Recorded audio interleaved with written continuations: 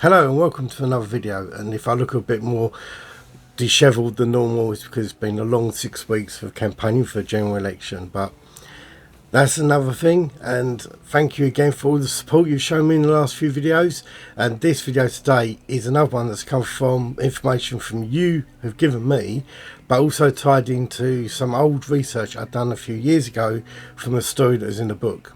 And this one is about the Goldsmiths Manor in Langdon Hills. Goldsmiths Manor sits on North Road up in Langdon Hills. Now if you go from Stanford Hope up into sort of what we call like the One Tree Hill area, Wesley Heights area, you'll see that there's, on the bend as you go up the hill, there's these two little turnings, and that's where Goldsmiths is there. Now it was built in the early 18th century, and it's now sort of like 3 houses, but they're all one big manor house, but they all live in separate parts of the house. I did speak to 2 of the residents. One of them was more than happy to talk, and really interesting chat. The other one in the other house was not so welcoming. I'm not going to say much on that, but they don't want to be involved in this. Unfortunately, that property has quite a lot of the stuff that I'm going to talk about happened in. Now they are, as I say, they're all joined together, so you've got 2 on the end and 1 in the middle, and I tried desperately to get hold of the people in the middle of the house, but I just never caught them in. So this is going to be on the research that I've been able to do offline, talking to the first house and talking to a few local people, one of you who's one of the viewers on this channel, and from some research I'd done back in 2001 from a lady that I'd love to try and reach out to, and because she talks about the ghost dogs, and that's something that we cover later on in this video. But at the beginning we're talking about Goldsmiths Manor. Now, although this building was built in the 18th century, we're actually going to be talking from about 1901 onwards. So in 1901, the Lord Mayor of London lived there, and he used to have big functions and hundreds of people turning up. And looking through the history, there's loads of important people around there during the period of that time of history that used to visit it. So you can imagine that this was a very grand manor. I've not actually been inside it myself, but I've walked around the grounds and around the building, on the outside of the building, shown around by one of the homeowners there, and it's stunning. I think it would look really, really creepy at night time. I wasn't there for night time. All my filming that I'm going to add into here was done during the day. Many of the lanes and some photos I took of the outside of the building. Now, I found a book years ago, and it's a bit of a secret because you can find where some of my ghost stories start from, and it's the well worth picking up a copy of, and it's Jess Payne's ghost book of Essex Ghost Hunters Guide to Essex. Really good. Now I remember back in 2001 reading this book for the first time and seeing Goldsmiths in there, and I remember I'd just finished working in Basildon, and I'd driven past this building for 15 years, and I never really took much notice of it. It was always set back, it always looked quite grand, and I just knew that at the back of it was this great landscape that you could see all over, like Baldwin area of Thurrock. But I never really thought much of it, and it wasn't until I see this that I started digging into it. We just started Thurrock Paranormal by then, and I remember going up and speaking to a gentleman there. He was actually tending the roses outside, and he was telling me that there's some spooky stories here, and you need to go away, look it up, and Basildon Historical Society knew more about it. I never actually followed up on it, but I made loads of notes, and during that period of time is where I met a lady called Caroline Marsh. Now if anyone knows Caroline, please get her to get in touch with me. I put feelers out on the local, the Basildon Facebook page, because she has some great information on a couple of stories that I'm going to later, but also on the Maid story that I'm about to tell you now. I'm also hoping that my voice holds out. You can hear I'm rather croaky. I think I took some hay fever tablets. I think it's making me even worse. So anyway, going back to the stories. The attic above the middle of the house was converted into lodgings. These were used for maid, servants and guests during that time. Now we're talking about 1905 to about 1920. This was before the Brooks family moved in about 1925, so it's quite a tight time period that this happened. So the maids would often speak about the creaking of floorboards and movement of doors, but this was obviously quite normal in such a building of a great age at that time. So it was coming on to like 200 years old then. But on one night, one of the maids was getting ready to go to bed, and she had just finished washing in the basin, and she turned round and she said that she see this ghostly figure moving across the attic.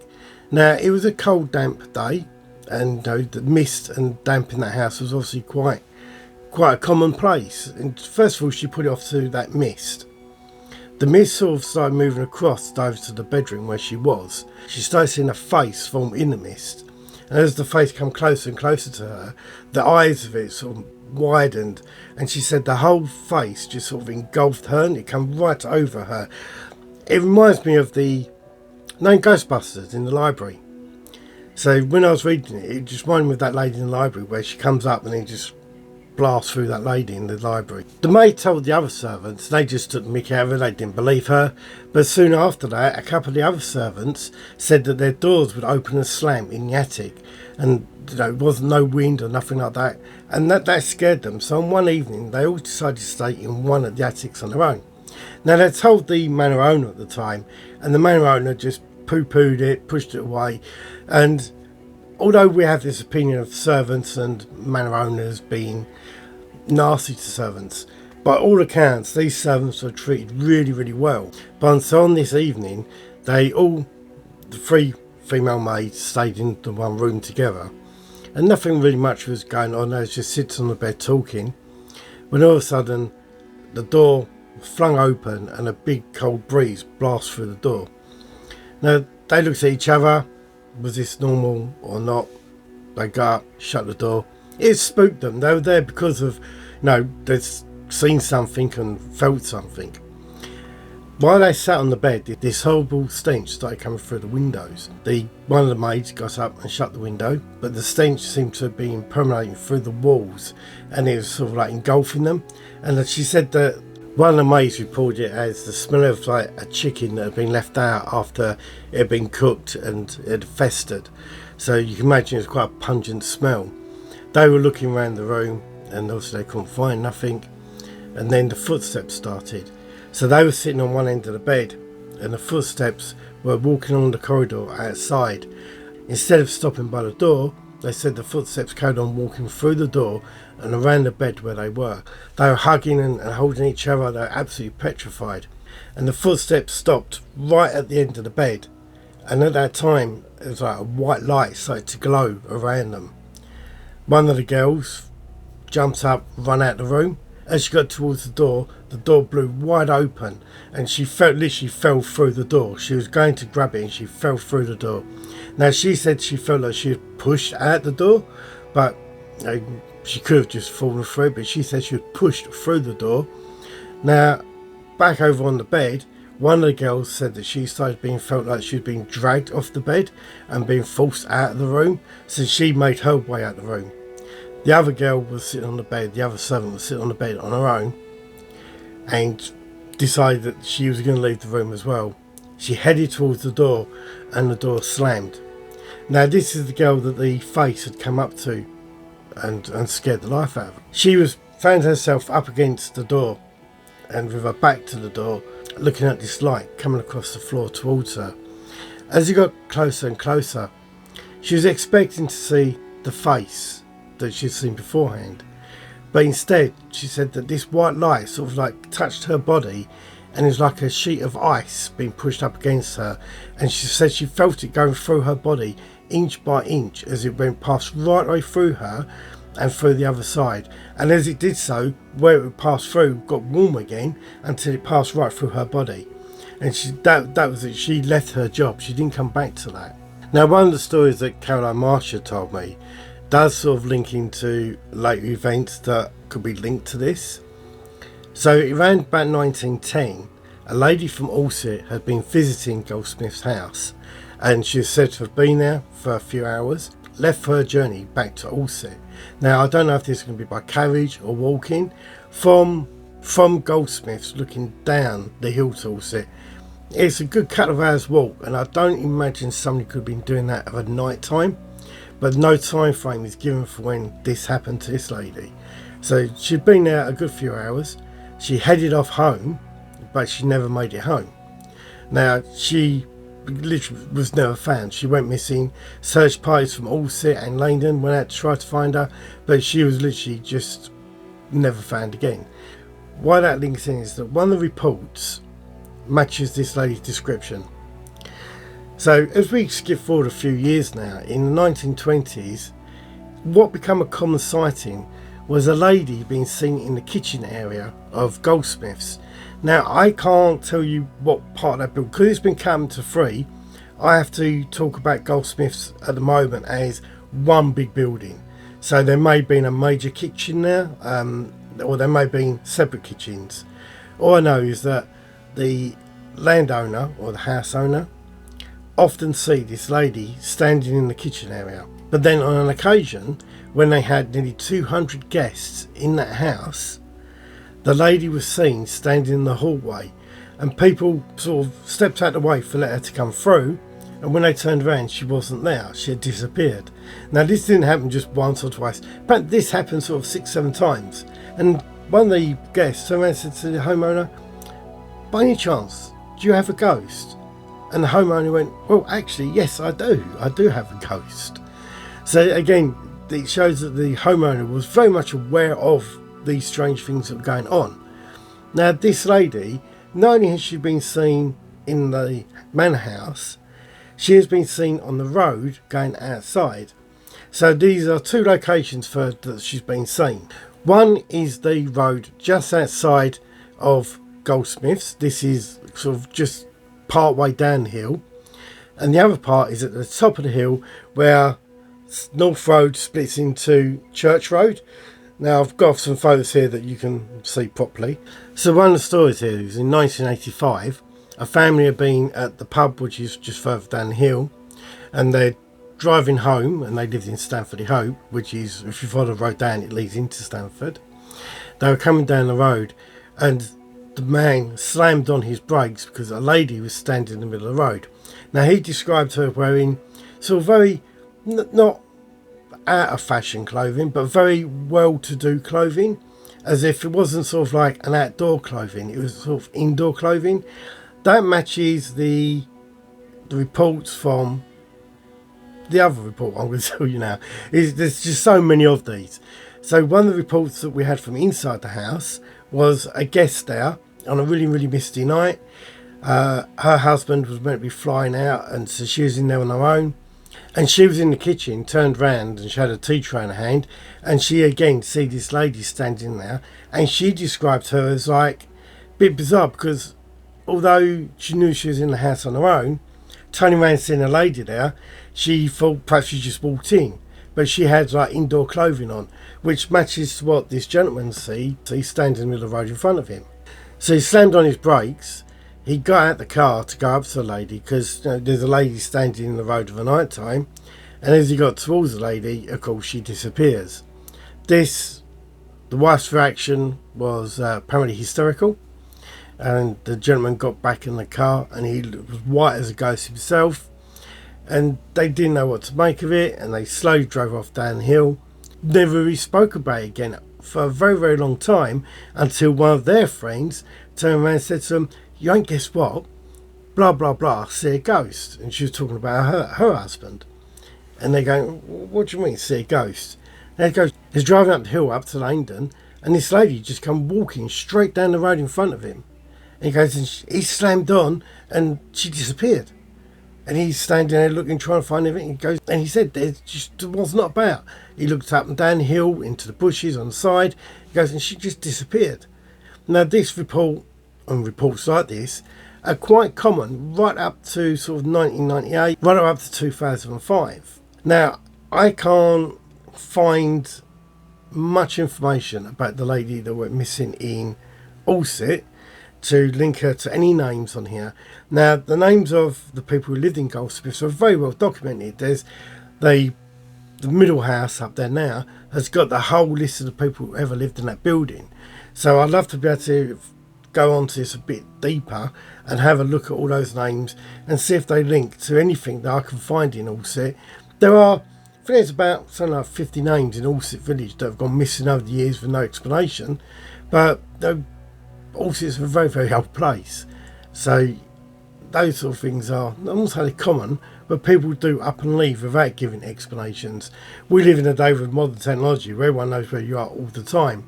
And it could be that someone just packed up and left and didn't tell anyone in the village that they were going. So, of course, there's these sort of lists of people going missing. So the other report we have of the Grey Lady, or the lady, was actually just a little bit, the first one where I said that the joining of Church Road to North Road or South Road. They split there and they changed their names at that point.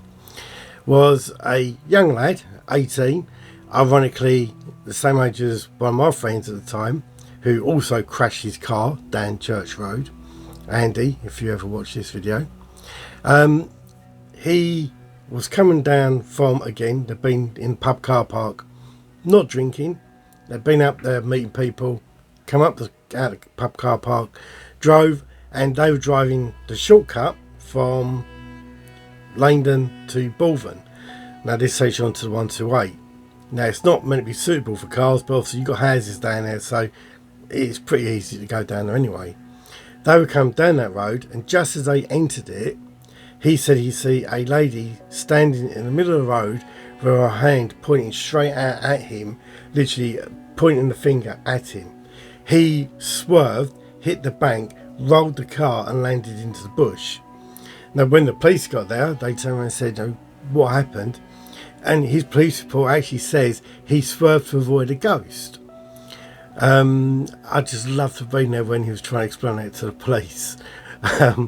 But they put in the report, and I don't know if the police believed him or anything like that, but I think they probably just thought they breathalyzed him. It does say he was breathalyzed and he wasn't drinking, so I guess that was his explanation. But of course that got fed back to the locals around there that sort of went, "Yeah, Grey Lady, we know about that one. Yeah, he probably did see her." So again, it's one of these things that people sort of knew about. But quite interesting, when I asked people up there the last couple of weeks, not many people knew about this lady up there. So I don't know if the stories just come to an end or they never got passed on and she's never been seen or anything like that. But that may be an explanation to the next bit. So just going back to a little bit of the history of this place. In the 1930s, the Brooks family took over. Now, Alfred Brooks, he was quite a prominent figure around Alsett, and he was a part of the board. His wife was also part of the Alsett board, but also the Coronum board, so they sat on the council. Apparently she was there, she'd been part of it for like about 40 years as a councillor or something like that. Much better than me. I only lasted 4 years, so track record. They lived there. Now Alfred lived to about 90, and there's nothing that I can find that links them to ghost stories of them or anything like that. But during that time period, a lot of other little things did crop up. Like some of the other maids reported on things. There's one event that something happened at that we do have a report on. Now this is in not Life and Landscapes, it's like a landscape book they held at libraries. So this was in 1936, and it was the Xmas training ship. So musicians from the Xmas training ship that was docked down at Grays come up to play at the Goldsmiths Manor for an event. Now during this time it was quite a well-to-do. Again, there was over 200 guests there, and at a different event to the one where people could see the lady in the hallway. But this was held outside in the landscape gardens, and it does say in certain reports about looking over the west area of the Thames. So that is the angle of the garden's face. And one of the tables was set on the higher level of the back garden, and while they were sitting there, they see two children walking across the grounds at the bottom. Now, no children, apart from some of the younger teenagers from the Xmas ship, were there. And they asked these other people, "Do you know who those children are?" This flashbacks to a story I covered a little while ago, like Northfield Park, or just Southfield Park, just over that area of Brentwood. Now, that was about two girls, or a boy and a girl, that were leading people out past the lake. Now, on this occasion, the two ladies that had watched these two children were concerned because they was heading down into the Balvin area. Although it's quite not overgrown by then, you could see them in quite some distance, they still didn't think it was right to let two young people walk off out of the area. So the lady walked down to the hill where she could see for miles. You can't really explain. You can literally see for miles right away across to London from that vantage point. And she said these two children just completely disappeared. She told the homeowner, and they thought it was a bit strange. They had to look around but didn't really find nothing, and it was forgotten about. But it was enough to someone there who wrote these little magazines for Allsit and Basildon and Langdon history. Well, I won't say Basildon didn't really exist back then, so it was Langdon. So Basildon's a new town. Yeah, it was Great Knightley's, Langdon Hills, Corrin and Fobbing. So yeah, the books are they're like chronicles of the local area. They're held at Basildon Library and at Thurrock Library, so you can go there and research these. So there's a paragraph in there about them looking for these two children during that event. Now, going forward a little bit to the 1960s. Now, what I do know from some of your comments on the Facebook page that I've managed to dig into and found out some more information was that a dentist used to live there. And this ties into other stuff. So during that time of the dentist living there, there's lots of reports of doors slamming, objects moving, footsteps going across the top of the floors with no one in the house. There are lots of these sort of weird and strange and wonderful typical ghost stories that go on. It's worth a whole new video on that, especially the deeper I dig into your comments and talking to some of you. It's well worth a separate video on that time period of the 60s. I need to look more back at the people who lived there and see if it ties up with anyone else that we know from the past. Now, something I made a note of back in 2001 when I first was looking into this place was a story about ghost dogs. Now, this came up through me speaking to someone who I'd been working with, and they told me about it probably about 4 or 5 years before that.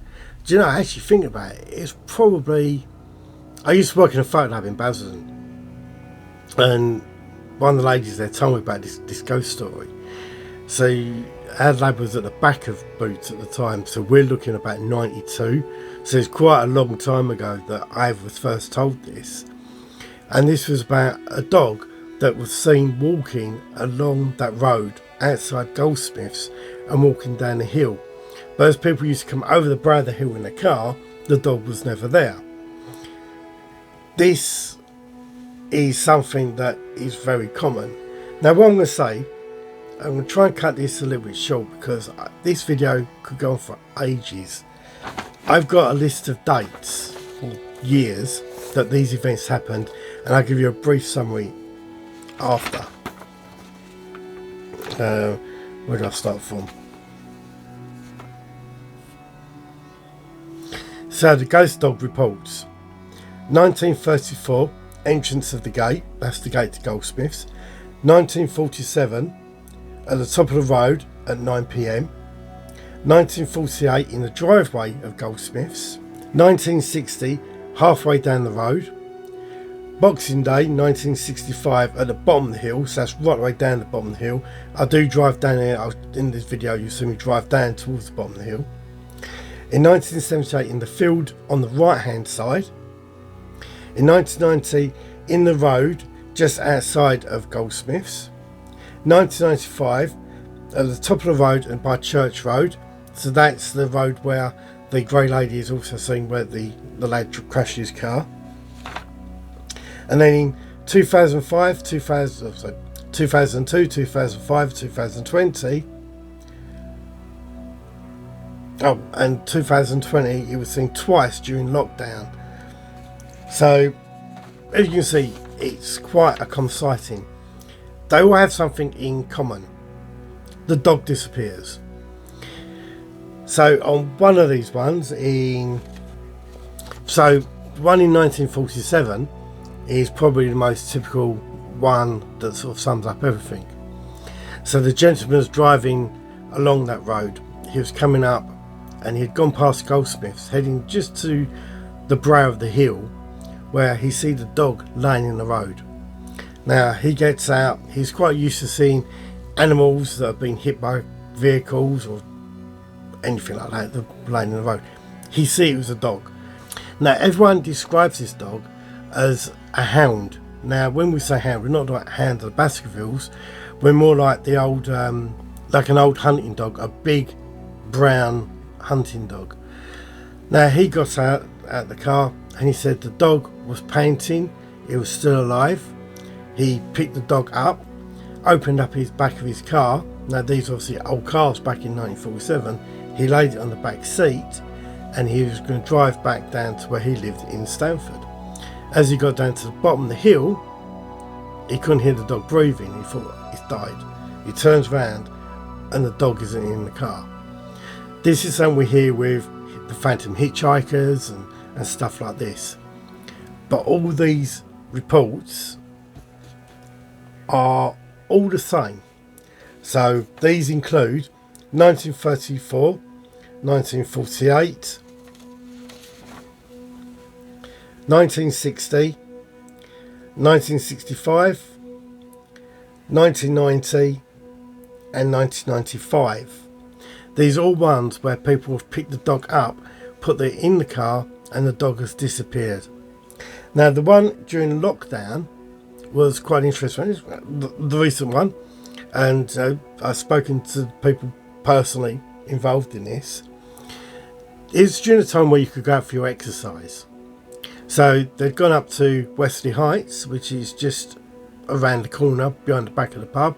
Those are like the most popular country walk around here, that and One Tree Hill. Everyone took a little bit of advantage during lockdown and went for these long walks. And I know me and my family did. It was as long as you was exercising, you could go out. So, and this was must have been when you could do longer than 30 minutes outdoors.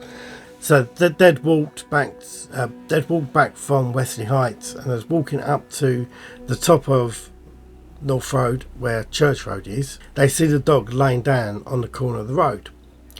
They walk up to it and the same thing. The dog is heavily breathing and they describe it again as this big brown like hunting dog.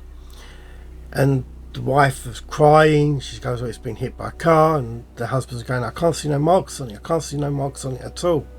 So what they do, they pick the dog up out the road and there's a little car park, gravel car park at the side. He carries the dog in there. He takes out their picnic basket.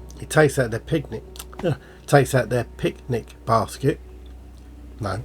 He takes out their picnic basket blanket and lays it over the dog. His wife's saying, "We're going to have to find emergency vets." And he's going, "But that's going to cost us." And she goes, "But we've got to get it. It's going to be chipped. We've got to find the owner."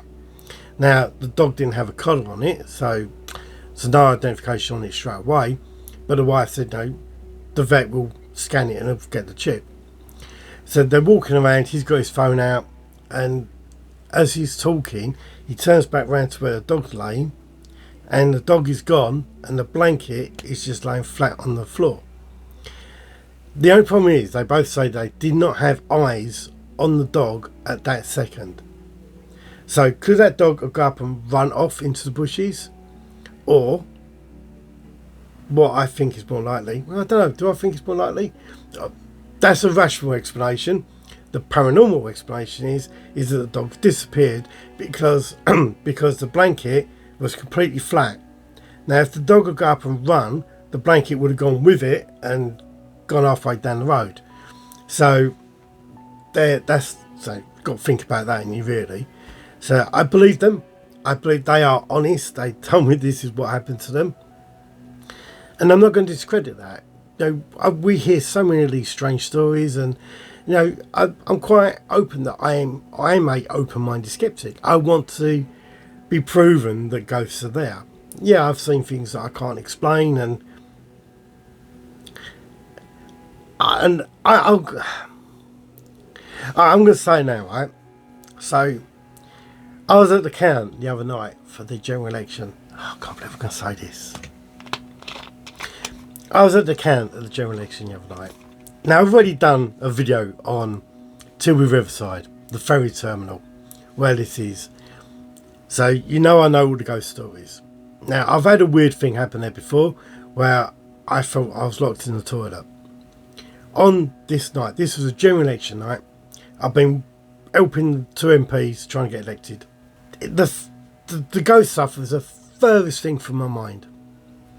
I walked from one part of the building back into the terminal where people would have left years ago, and something tugged my leg. Something literally pulled my leg back, and I was just like, that's a bit weird. I turned around, I walked back, and I walked back past it again, just to make sure that there wasn't wind or anything like coming on there. You know, this was like 3:30 in the morning, and the hall is packed. We're still doing the counting and everything was going on. But yeah, that was really, really strange. Yeah, I did, when I got there for the count, the ferry was in the background, all loading up for people, and all the counts are really busy. So there was this queue for everyone to go into the count, and I got in it, stood in it for 15 minutes before I realised it was a queue to go to the cruise ship. So I went on a cruise instead. Yeah, it would have been more fun. But anyway, getting back to the ghost dogs, I do apologise. Right, so the other one, the last one I'm going to highlight was the 1995 one. Now, this was because there's 4 people in the car, and it was sitting on, well, laying on or between their laps. So they're coming up the hill, and I got to the top where Church Road was, and the dog was laying in the road. They got out, they picked the dog up, they put it in the back of the car. Now there's 2 people in the front and 2 people in the back. So the dog was sort of like laying. Now remember, they've all described this as a big hound. So all I can imagine is that it's on their lap. So in their description, it just says, no, the dog was in the back with them. They know that there's a vet's down in Basildon where they're heading. So they're driving to there. They come down the bottom of the hill. Now this is the opposite side to going towards Bulverne and all that. So we're going away into Basildon. But as soon as they got near the pub, the people in the back screamed. Now the people driving jumped and thought saying the dog had done something. When I turned around, the dog had disappeared off their laps. Now apparently, and I've not been able to find this story appeared in the Evening Echo. I've gone over all the old stuff that's online and all this. I can't find anything. So it's either that Evening Echo, it could have been the Yellow Advertiser, thinking that they both worked at the same building. And if you report things to the Evening Echo, sometimes it's passed to the Yellow Advertiser and it appeared in there. But I don't know how to. When I go to Thurrock, we've only got the Thurrock stuff, so we'd have to go to the Basildon area to look at that, their whole records of the Yellow Advertiser. I really want to try and find more about this. So by any chance, if this video reaches those people that were in the car when I had the dog on their back, please get hold of me. And also, Caroline Marsh, if you get to watch this, please contact me again, because I want to ask you about something that I jotted down back in 2001, and if you can remember that far back. But again, if you enjoy these videos, I do enjoy making them. I love digging and researching the history of these places. This place, this building, it looks awesome. There's probably so much history I could put into this video, and I'd have to try and balance it between the history and the events. And I don't want to bore people by putting too much of the history in it. But it's what I like doing. It's like the fobbing videos with all the myths and legends. Now I've got quite a few videos that are lined up, and They may not be to everybody's taste.